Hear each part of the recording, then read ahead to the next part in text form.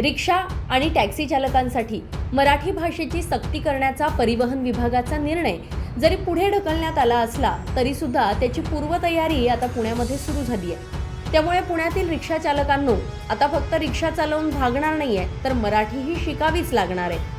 काही दिवसांपूर्वी राज्याच्या परिवहन विभागानं रिक्षा आणि टॅक्सी चालकांसाठी मराठी भाषेची सक्ती करण्याचा निर्णय जाहीर केला होता।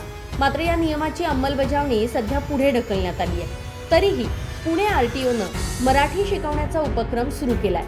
पुण्यातील आरटीओ कार्यालयामध्ये रिक्षा चालकांसाठी विशेष मराठी वर्ग सुरू करण्यात आलेत। रोज सकाळी 11:30 ते दुपारी 1:30 वाजेपर्यंत हे वर्ग घेतले जात आहेत। विशेष म्हणजे मराठी भाषेचं ज्ञान नसलेल्या किंवा मराठी व्यवस्थित बोलता न येणाऱ्या रिक्षा चालकांना या वर्गांना उपस्थित राहणं आवश्यक केलंय।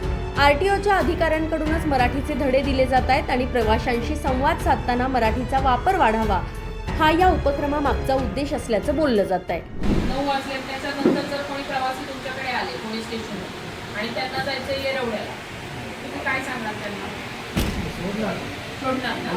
आणि मीटर सगळ्यात महत्त्वाचं त्यांच्या प्रवाशांबरोबर तुम्ही मराठीतच संवाद साधायचा। आपण महाराष्ट्रात राहतो, जर मराठी व्यक्ती जर आपल्याकडे आला तर त्याच्याशी आपल्याला मराठीत बोलता आलं पाहिजे, हा त्याचा उद्देश आहे। मग त्यामुळं त्याच्या जमिनीनं सांगा सावकाश घेतो, बरोबर। नंतर अजून कस्टमर तुमच्याशी काय बोलतो, दुसरा किती वेळ लागेल, किती वेळात मला पोहोचू। कुणी पण रिक्षात बसतात पहिल्यांदा तो विचारतो तुम्हाला शिवाजीनगर स्टँडला तुम्ही किती वेळात मला पोहोचणार, तर तुम्ही काय सांगाल? 10-15 मिनिट जे वेळ लागणार आहे। अजून काय बोलू शकता की जर ट्रॅफिक नसेल तर आपण लवकर पोहोचू, काय सांगणार?